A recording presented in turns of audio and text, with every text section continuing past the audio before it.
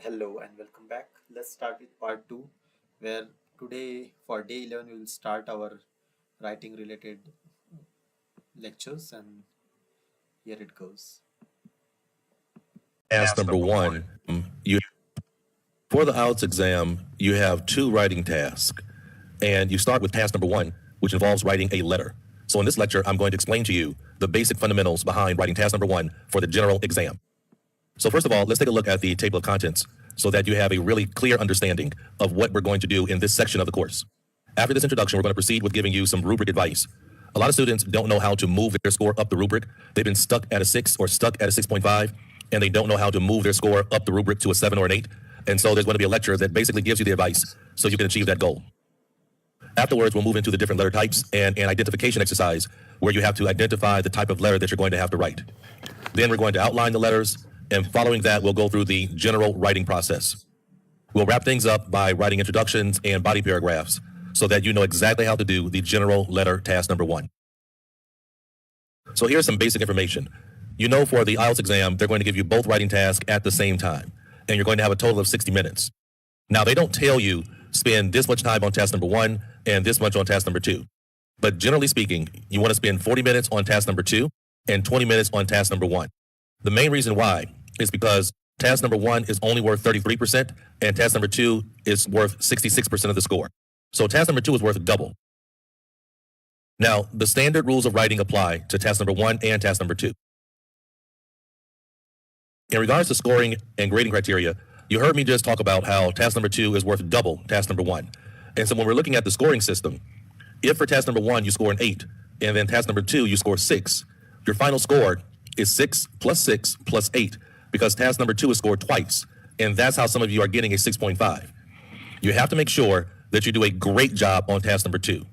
Some of you invest too much time in task number one, taking 25, 30 minutes to write task number one, and then you take away from your ability to write task number two, which is worth double the points. So what some students do, and I think it's a pretty good idea, is they may start with task number two first. Start with task number two first because of the weight difference. Put the time in to doing a great job on task number two, and then move to task number one. Now, if you're able to confidently complete task number one in, let's say, 17 minutes, then it's perfectly fine. Do task number one first, and then shift over to task number two. Now, in regards to the grading criteria, there are 4 grading criteria: task achievement, coherence and cohesion, grammatical range and accuracy, and lexical resource. Now, there's a separate lecture that solely goes over the rubric itself and explains to you how to move your score up the rubric, because that's what you have to know how to do. A lot of you are just keep doing the same thing over and over and over again and think magically that the result will be different. And you keep getting a 6, a 6, a 6, a 6 over and over and over again.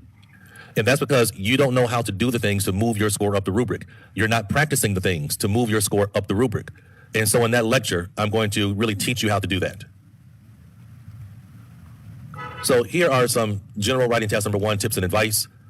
First of all, you're going to do 4 separate paragraphs. Really, it's more like, I guess, 5 parts, we can say. But you have an introduction. You have your body paragraph 1, which is discussion point 1, body paragraph 2, discussion point 2, body paragraph 3, discussion point 3. And then you have a short conclusion.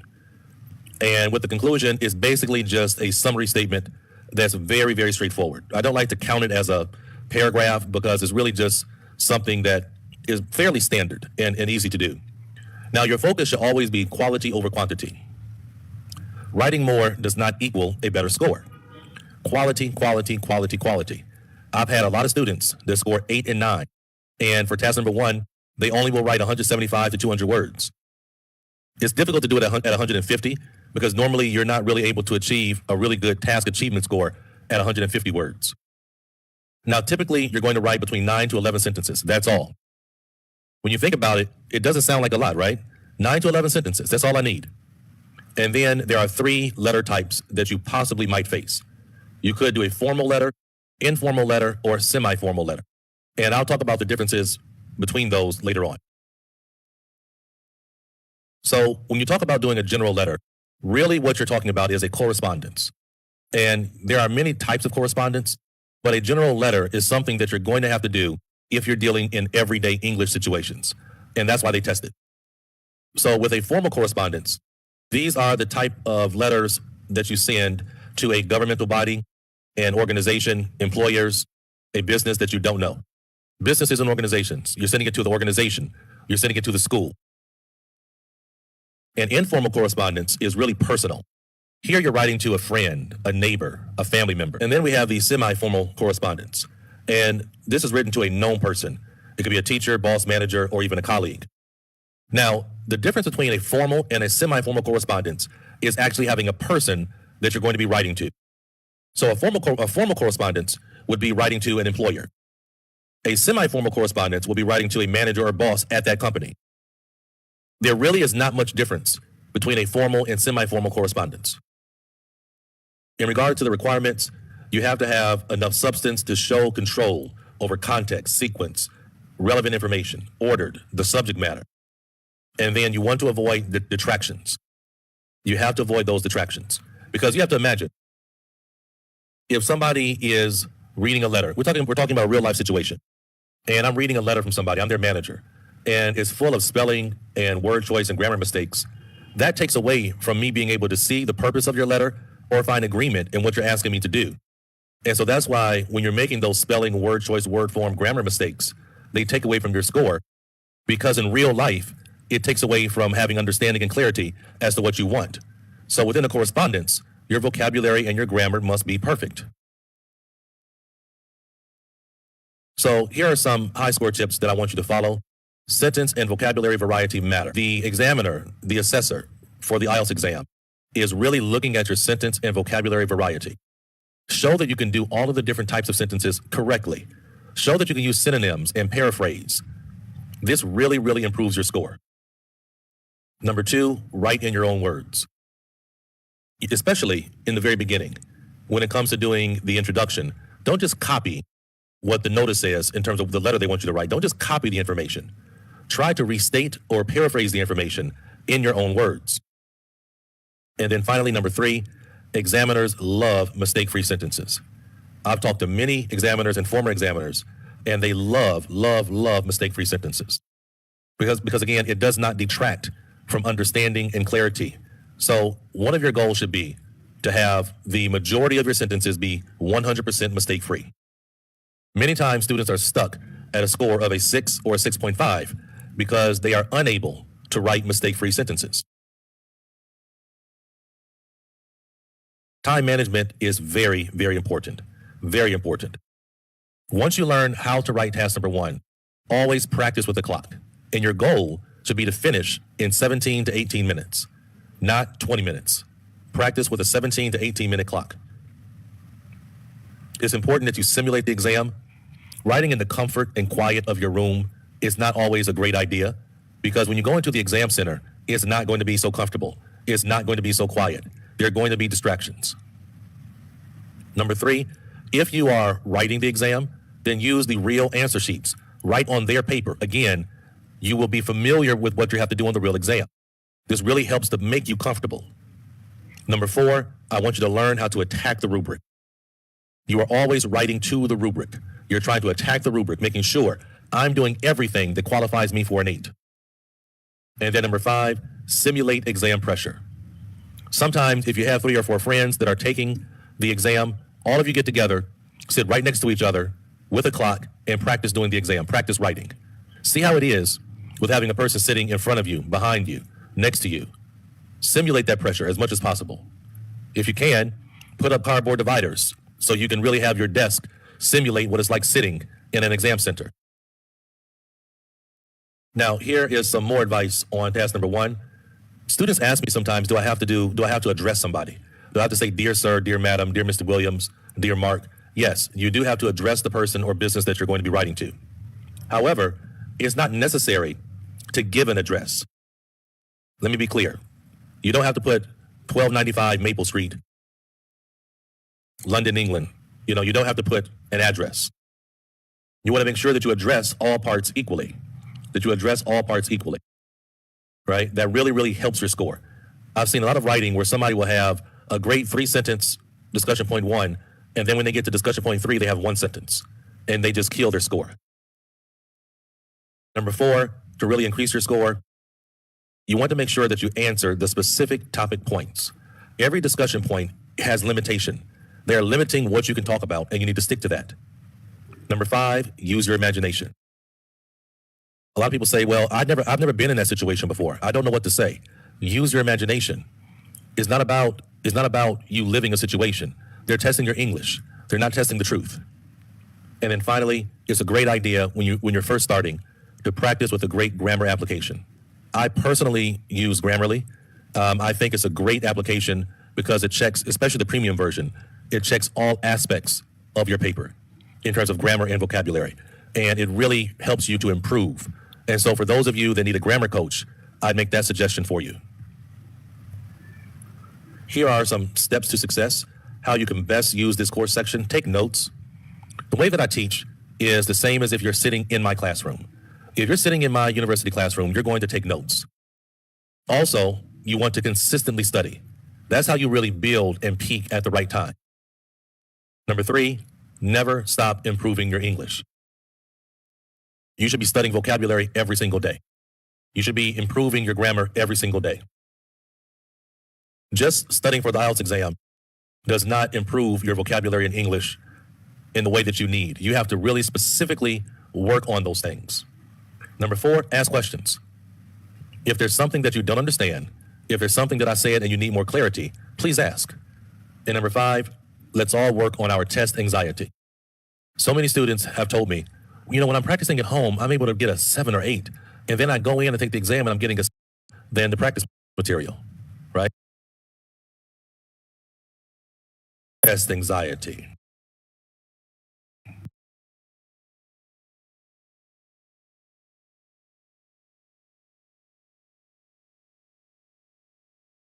Today we're going to be talking about moving up the rubric. When we talk about doing well on the general task number 1, you have to know how to improve your rubric score. You want to be able to move from a 6.5 to a 7 or from a 5.5 to a 6.5. And in this lecture, I'm going to show you exactly how to do that. So first of all, let's take a look at the grading criteria. You have 4 parts that you need to address. Number 1 is task achievement, then coherence and cohesion, lexical ability, and finally, grammar range and accuracy. Here's a little bit more information about each specific criteria. With task achievement, they're talking about you're providing a clear purpose and addressing all of the key points thoroughly. For coherence and cohesion, we're talking about how your sentences stick together. Are all the ideas in a specific paragraph related to a central topic sentence, a central controlling idea? Are you able to really connect your sentences together with really good transitions or linking language? Now, when it comes to coherence and cohesion, it doesn't mean overdo it. You're not supposed to have a first, second, third, next also in every single sentence. That's not good cohesion, right? You're not supposed to overdo it. And then with lexical ability, they're looking at the variety of your vocabulary. If you're using the same words over and over and over again, you're going to have a hard time scoring well. You have to learn how to use synonyms, subject-specific vocabulary, and paraphrase. And then with grammar, we're looking at the range of your grammar. So if you're only showing the ability to use simple sentences accurately, that's why you're not scoring higher than a 6. You have to be able to show grammar control using the proper verb tense. All of those things are really, really important. So let's talk about moving up the scale, shifting from a 6.5 to a 7, because I've known a lot of students that have been stuck at a 6.5. And after taking my course, they've been able to move to a 7, 7.5, 8. And so let's talk about how you do that. Number 1, write mistake-free sentences. If you're not able to write the majority of your sentences as mistake-free, meaning no grammar or vocabulary mistakes, that could be the reason why you're not moving from a 6.5 to an 8. Then with your grammar, I think it's a really, really good idea to use a grammar app. White Smoke makes a good application, but I use Grammarly.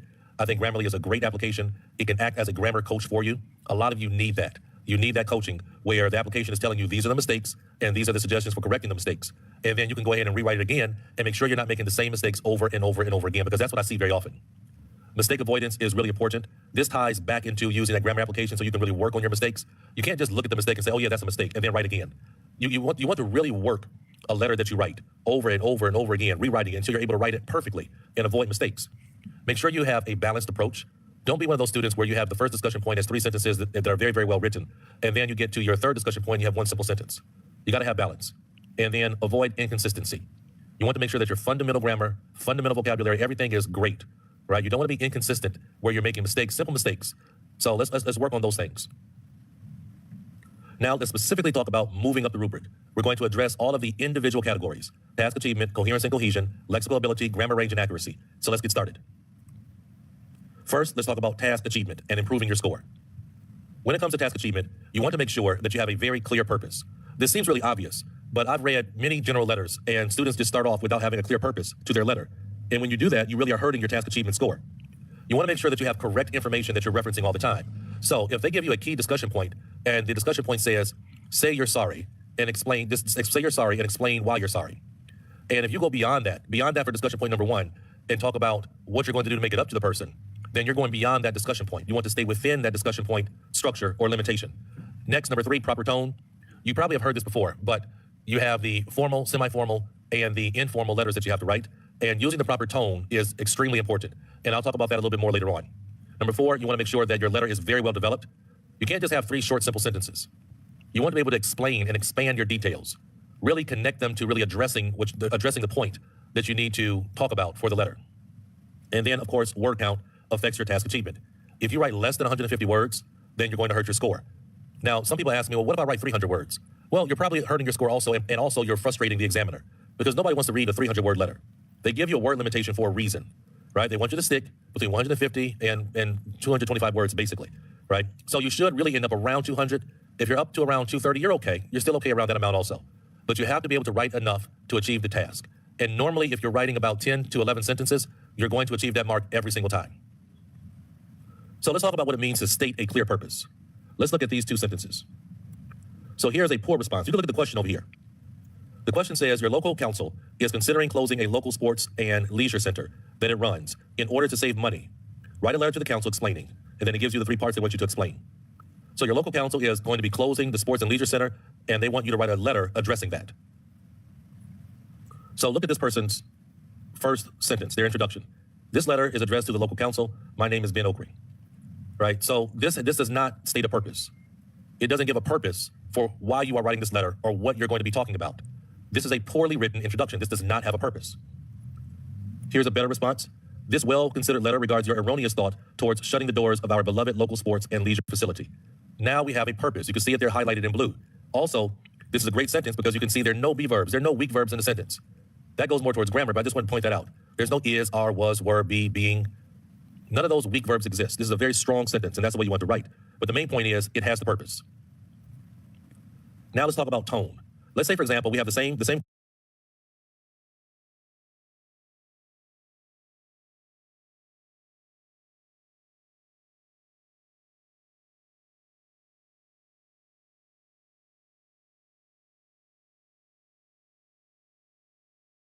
Now let's talk about tone.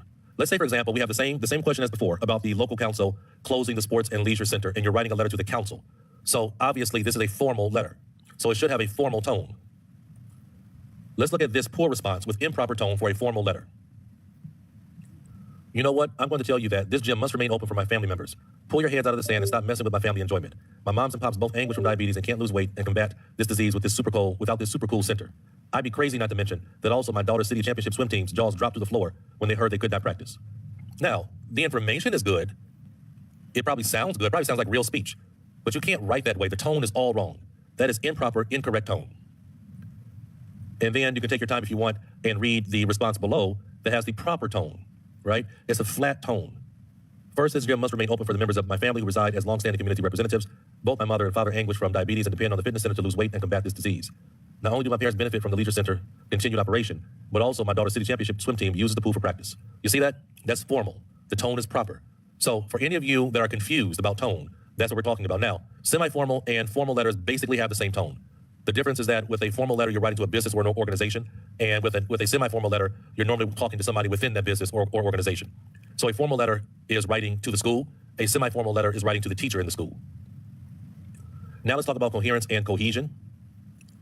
Number 1, you're going to write 4 body paragraphs so that you have really good organization and you can make your paragraphs coherent and also have great cohesion because you're going to use a lot of reference and linking language. Number 4, this, that, these, those, and some other types of linking language. Number 2, you're going to have a plan. The way that I teach you how to write is step number 1, you do an outline. You outline the question. You identify very quickly, and then you outline the question. Having a plan makes you write with more coherence. And then your sequencing is important. Don't talk about discussion point number 3 before you talk about discussion point number 1. Here's an example of a paragraph that is not coherent and a paragraph that has coherence. So let's look at this poor response. Right, so this is the paragraph. First, this gym must remain open for the members of my family who reside as longstanding community representatives. So clearly from the topic sentence, the person is going to tell why it must remain open for their family members. So they start off pretty good with the second sentence. Both my mother and father anguish from diabetes and depend on the fitness center to lose weight and combat this disease. Now, the person drives completely off the road. This gym was built in 1925, and there is a model of it sitting in the local museum. Last year, it was featured in the latest Steven Spielberg movie. None of this has to deal with the topic sentence controlling idea that you're explaining why it must remain open for members of your family. This is where you have no coherence, and I see this quite often, unfortunately. This next paragraph actually has a lot of coherence and cohesion. First, this gym must remain open for the members of my family who reside as longstanding community members. Both my mother and father, so you see we're still talking about members of the family, depend on the fitness center to lose weight and combat the disease. So again, we're explaining why. Not only do my parents, but also my daughter, again, still talking about members of the family, use it for the swim team practice. Again, explaining why we must keep it open for them. Everything is related to the controlling idea of why it must remain open for members of my family. Okay, let's go ahead and move into talking about lexical ability. So when it comes to lexical ability, we want to first make sure we use a range of vocabulary. This means that you're going to not repeat the same words over and over and over again. You're going to paraphrase, use synonyms, use great collocations, great word combinations. Very often students put words together that should not be put together. It may come out grammatically correct, but it's a bad collocation and that hurts your score. With the informal letter, there you can use colloquialism, and colloquialisms are almost close to slang language, but really we're dealing with sometimes sentences might have a missing word. So for example, you might say, hope you're doing well, instead of saying, I hope you do well, you're doing well. So you have to know when you can use that type of language, and really it's just with task number 1. Now, some other information on increasing your rubric score, use some uncommon lexical items or phrases. Your adverb placement is really important. And then work on being able to change the word form. Local population's poor health increased over the decade. The city residents' unhealthy eating habits decreased after this period. So we're going from poor health to unhealthy, changing word form. That's another way that you're able to show more lexical range. So let's look at some examples on lexical resource when it comes to formal versus informal. First, let's talk about contractions and phrasal verbs. So here we can see the informal. The changes can't happen. With the formal, you'll say the changes cannot happen. For phrasal verbs, you can say the car tire was blown up, and then I was able to proceed. For a formal letter, the car tire was inflated prior to our proceeding forward. Now let's talk about colloquialism and first person. For an informal letter, you would say lecturers still count on students to use proper grammar. Formal, lecturers still expect students to use proper grammar. First person pronouns, you want to avoid them when you can. However, this is not really a big deal when it comes to a general letter. This more relates to when you're doing task number 2. But even with the general letter, you want to avoid them when you can. So for example, informally you would say, I'm sorry for ignoring your request. Formally you would say, please accept our apologies for ignoring your request. Finally, let's address grammar range and accuracy. When it comes to grammar range and accuracy, you must master the 4 sentence types, or really all the different sentence types. Simple, compound, complex, conditional, using adjective clauses properly. Always make sure you're using the proper verb tense. Be consistent in your verb tense. And then learn how to work on breaking your bad habits. I see a lot of students write letters and they keep repeating the same mistake over and over and over and over and over again. You have to know how to break your bad habits. Part of that, like I said earlier, is using a really good grammar application and being able to work on correcting mistakes, writing again, and not making the same mistake over. You have to teach your brain to produce the correct form every single time. Here are the 4 sentence types for those of you that are unaware of them. There's some really great videos on YouTube from Khan Academy. They're really going into this with great detail, but you have to be able to write these basic 4 types: the simple, compound, complex, and compound complex sentence. To really improve your score, you want to write mistake-free sentences, avoid fragments and run-on sentences, and be mindful of the mistakes. Don't be careless. A lot of scores are dropped by 1 or 2 points from just being careless. You heard me say a little bit earlier about changing your parts of speech. So here's an example of that again. Worker salaries will fluctuate slightly and problems will occur if you implement this new flex schedule. This slight fluctuation. So you see how we're changing the parts of speech. Again, that's something that can help you with grammar, but also really, I guess this kind of goes more towards even lexical ability also. Parallelism is really, really important. If you're going to give a list of items, you must do it properly. So for example, here's an example of poor parallelism. Successful people tend to plan their day, working long hours, and they never give up. That is not correct. Successful people tend to plan their day, work long hours, and never give up. That's correct parallelism. There are many different prepositional phrases that you can use. Since the beginning of the year, after the next decade, with regards to. All right, so thank you so much. I hope that you are more aware of how to really move your score up the rubric scale. Of course, if you have any questions about this, you can feel free to ask me. Up next, we're going to be talking about question types and specific strategy application. Thanks a lot. Take care and have a great day.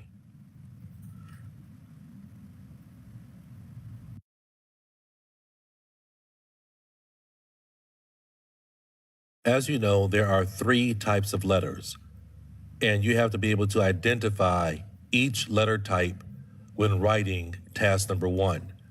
So in this lecture, I'm going to explain to you exactly how to do that and give you an opportunity to do an exercise that requires you to read a letter or read a task and then identify which letter type you have to do. So first of all, let's review the different question types. We have the formal letter type, and this is written to an unknown person.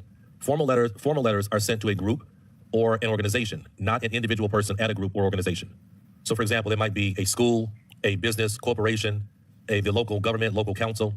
So on the right, you can see an example of what it would read like. You recently read an advertisement about the equipment you bought a few days ago. However, the information in the advertisement was wrong.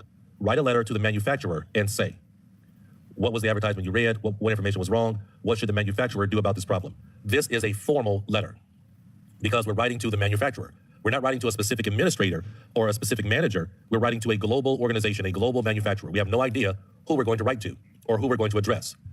In a formal letter, there's no slang or colloquial language. You want to use a very direct, serious tone. And here we're going to use our higher vocabulary and grammar. Try not to use a lot of be verbs or other weak verbs. Make sure you're not using a lot of basic level vocabulary.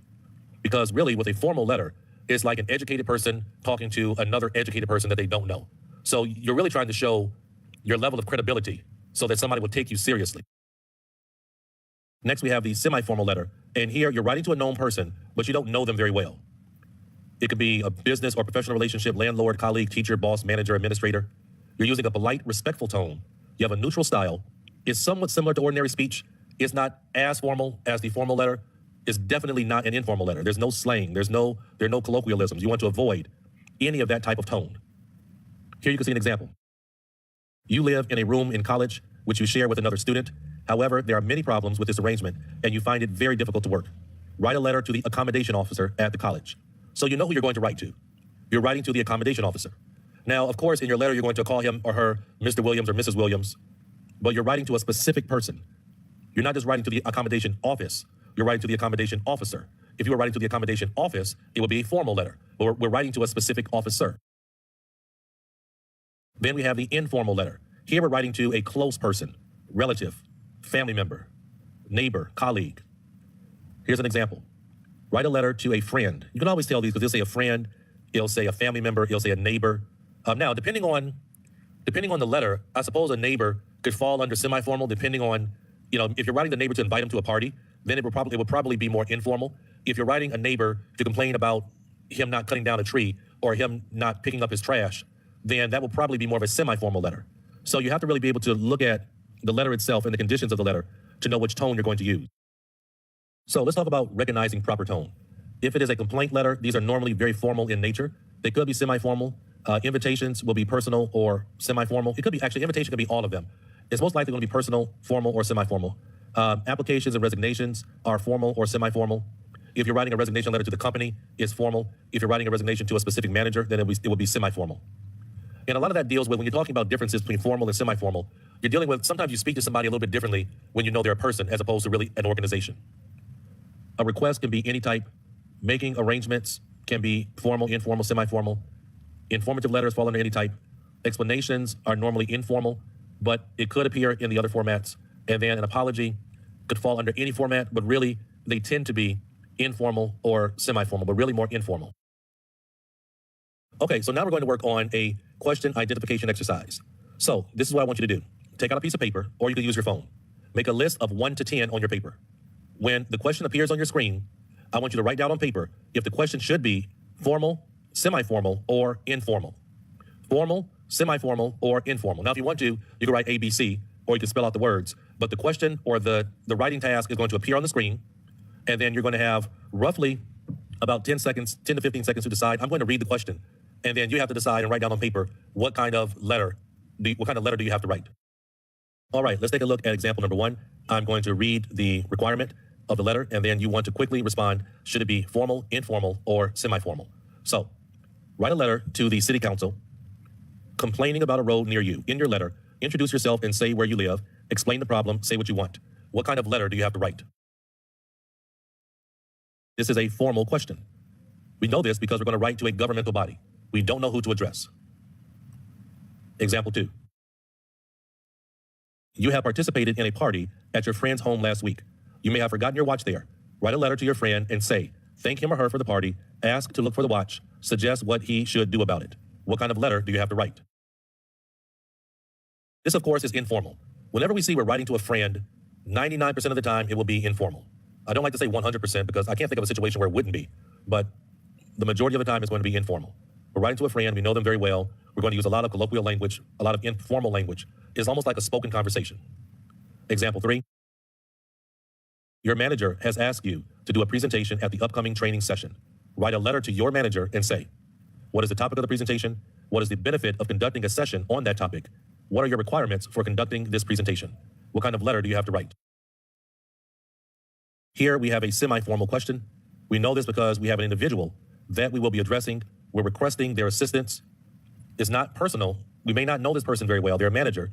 So we're going to use a semi-formal tone, which is used for communicating with people that we do not know very well or who are outside of our regular working relationships. It's very similar to a business letter, everybody. Example 4.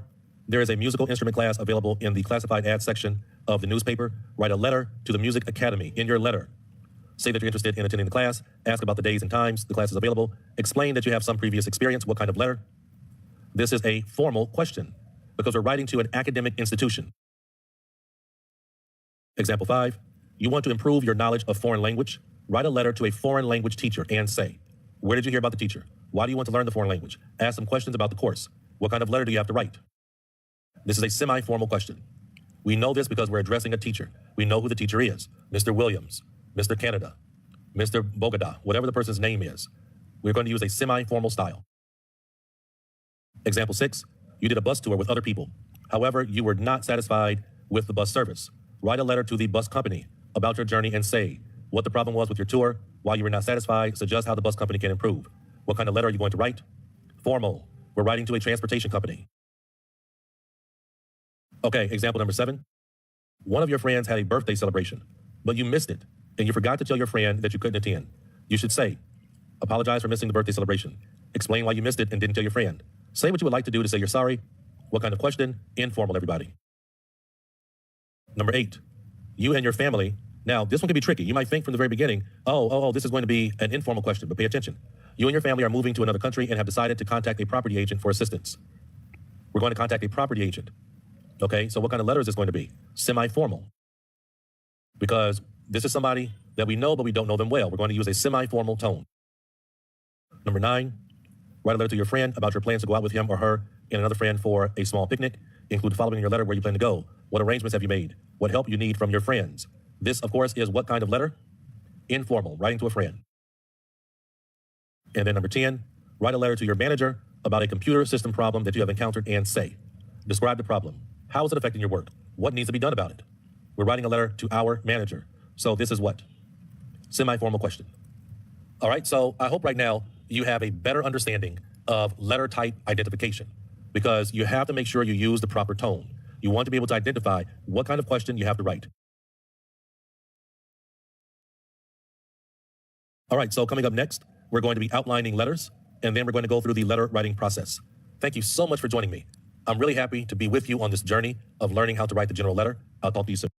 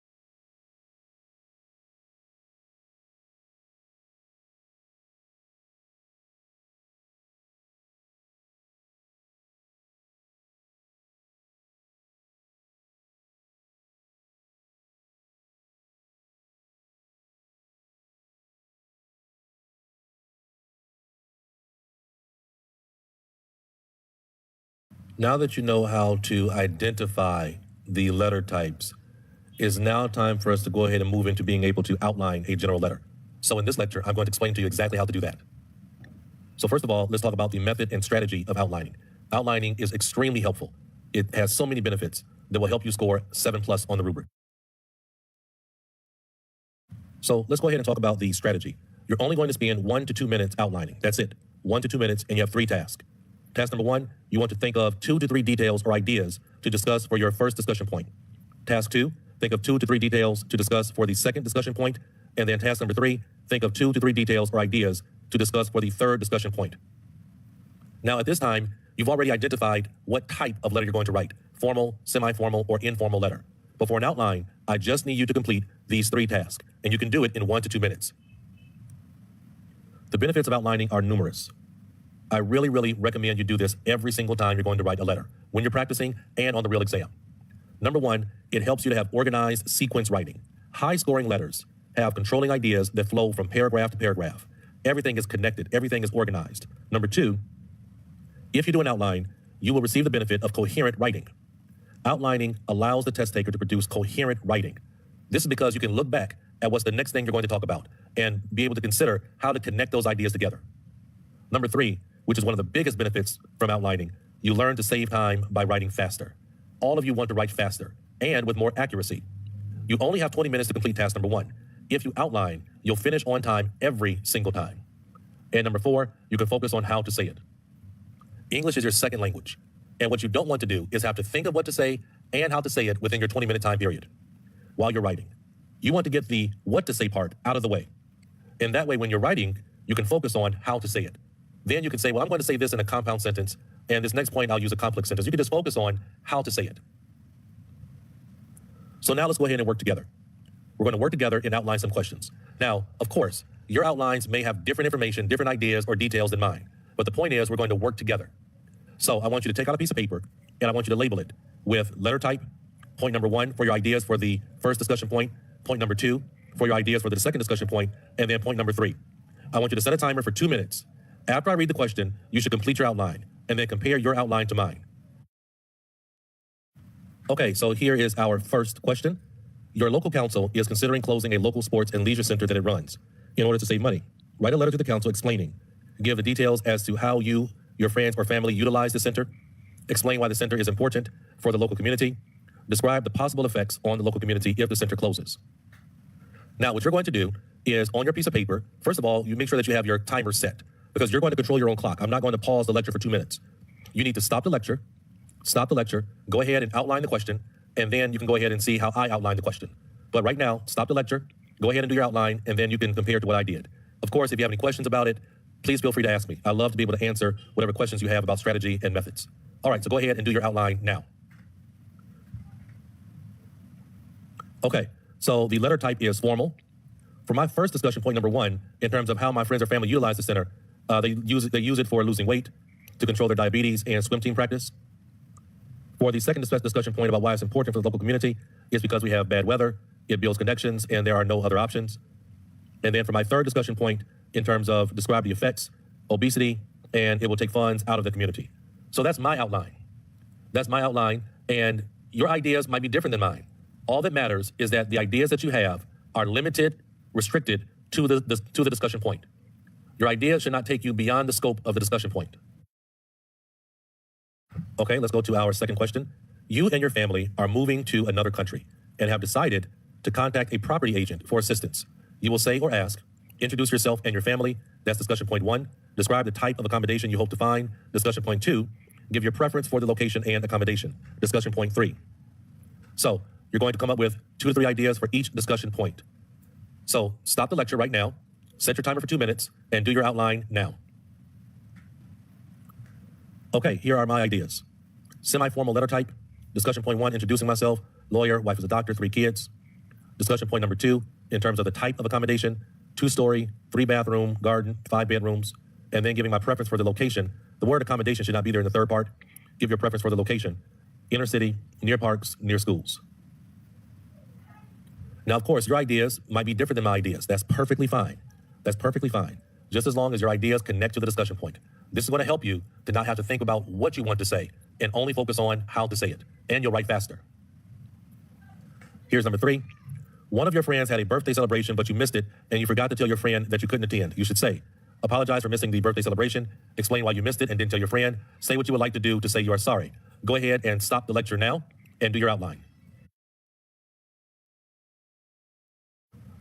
All right, and here is my example. Letter type is informal. Discussion point 1, sorry, didn't tell you, feel bad. Discussion point 2, reasons were work, extended duties. And discussion point 3, to make it up, dinner and a movie. Let's move into our next question.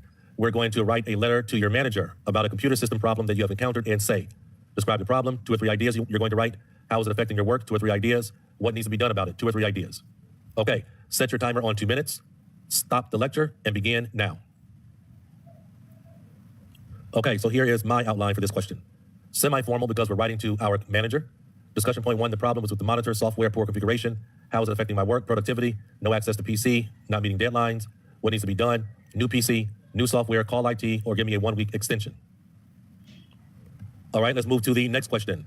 You're going to write a letter to your friend about your plans to go out with him or her and another friend on a small picnic. Include the following in your letter: where you plan to go, what arrangements you already made, what help you need from your friend with this picnic. You have 2 minutes to do your outline. Stop the lecture and begin now. All right, so this is an informal letter. Discussion point 1 for me, where we plan to go, Yellowstone National Park. Discussion point 2, what arrangements have I made? I checked the weather, call for the entry fee, I reserved the place and ordered the food. Discussion point 3, I need help with blankets, drinks, music, and driving. I need a lot of help. I need a lot of help from my friends. Okay, so of course your ideas might be different than my ideas, and again, that's okay.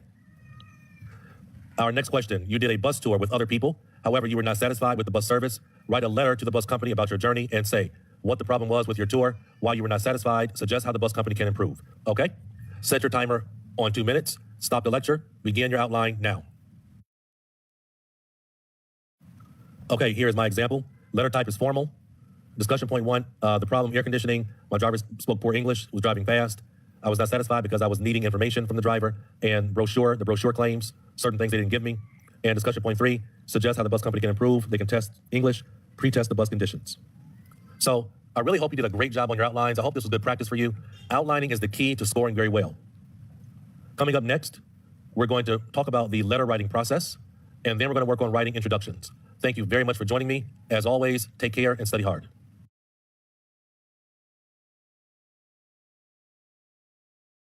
In this lecture, we will discuss the actual writing process. We'll get into the structure of the general letter. I want to make sure that you know exactly what you're supposed to do in each part of the general letter. So let's get started. First of all, let's talk about style. You know we have the formal, semi-formal, and informal letter. So I want to first touch on style. We have a formal, semi-formal writing style. Again, semi-formal and formal are very, very similar. The only real difference is that with a formal letter, you're addressing an organization, a school, a company, a manufacturer. With a semi-formal letter, you're addressing a person at that company, manufacturer, or school. That's the real difference. When you're addressing a company or business, you're going to be a lot more very, very direct. You're going to not have any type of flowery language or slang language, no colloquial language. With the semi-formal letter, it's the same way. It's just that in terms of what we're saying within a sentence is a little bit different because we're talking to a person as opposed to talking to a corporation. So the first point is, in terms of style, is more of a complex nature. You're going to write longer sentences that involve the compound, complex, and complex sentence structures. Each point needs to be introduced and very well elaborated. Your objective, you're not going to show really any emotion. No emotive punctuation. You must address all the points giving support, using very specific detail, great subject matter vocabulary, no contractions, no slang, no colloquial language. Now, you'll have collocations, but collocations are different than colloquial type of language. Collocations deal with word combinations. And then with the formal, semi-formal style, you're doing a lot more third-person writing. With an informal letter, it's always I. But for a formal or semi-formal letter, you will most likely avoid that I language. although it is permitted. It's not really an issue, to be honest with you, because it depends on the question that you're asked. It can be a formal question that requires you to use I or we. It really depends on the question, to be honest with you. Then we have an informal style. And this is when you're writing to a friend, family member, or even a neighbor. It also could be a colleague, again, depending on the letter type. Now here, we're going to use that colloquial language. It's very similar to spoken conversation. You can show empathy and emotion. Your sentence structures will tend to be more on the simple side with the informal letter, but it doesn't mean that you're not going to show ability. You still want to do a compound or complex sentence, but you'll have a lot more simple sentences with the informal writing style. And of course, the first, second, and third person are possible. It all depends on the type of information that they want in the question. Now let's get into the four parts. The four parts. Now, technically, we can say there are 5 parts because you do a conclusion, but there are only 4 parts that you really need to know how to write correctly, because the conclusion is really just a summary sentence, a summary statement. It's very, very straightforward. It's not overly complex or complicated. But the first 4 parts are what we really need to focus on in terms of structure and requirement. So these are overall the 5 parts. And then after I introduce this, we'll go ahead and move into the 4 essential parts that you are required to really know how to write. The introduction covers the purpose. And that's why the introduction is so important. The introduction covers the purpose. You must be able to state the correct purpose in your introduction. If you don't, you hurt your task achievement score. Then you have your discussion point 1, discussion point 2, and discussion point 3. And normally there'll be a dash or some type of indicator that lets you know this is discussion point 1, and then another indicator for discussion points 2 and 3. Now, I'll say a little bit about the conclusion right now. The conclusion, as I told you, is just a summary statement of one sentence. Do not introduce new information in your conclusion. That's the main advice I can give you. Don't introduce new information in a conclusion. So let's look at the general letter introduction in terms of what you have to do. Your main job here is to make sure that you capture the stated purpose in the letter. You cannot make just a general statement. Stay within the confines of the purpose. Do not blend in any of the discussion points into your introduction. The introduction must stand alone. Now, discussion point 1. You can see here, discussion point 1 on the letter here is in yellow. It gets its own paragraph, right? Its own paragraph. Don't blend it into the introduction. That hurts your coherence and organization. Don't do that. You must talk about and discuss exactly what they mentioned in discussion point number 1. So for example, in this question, it says your manager has asked you to do a presentation at the upcoming training session. Write a letter to your manager and say, what is the topic of the presentation? So in this first paragraph, in this first discussion point paragraph, you're only allowed to talk about the topic of the presentation. If you talk about the benefits or why you're doing the presentation, you're going to lose points. You're only allowed to talk about the topic. That's it. You should have 3 sentences talking about the topic. Now, discussion point number 2. Again, the same as discussion point number 1. Read it very, very carefully because they're going to give you a very specific request. You're limited to the confinements, the restrictions of this request. You cannot bring outside information that is unrelated to this discussion point. Stay focused. So here is the second discussion point. Explain why the center is important for the local community. That's the only thing you can talk about. You cannot talk about the effects on the community. If you talk about the effects on the community, when you're supposed to talk about why it's important to the community, you're going to lose a lot of points. Stay within the structure, stay within the confines of the discussion point. And then finally, discussion point number 3. This is the final discussion point. After this, you would put a 1-sentence conclusion.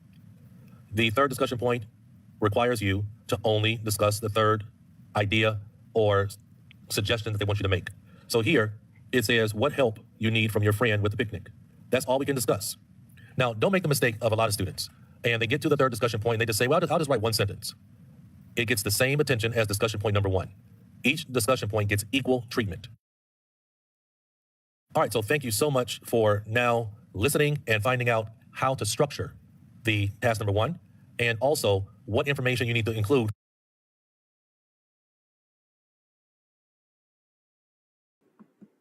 So thank you, friends. We will stop here and we will continue from here tomorrow for letter writing. So we will dedicate 2 days for letter writing and almost 3 days for our part 2. Right. Thank you.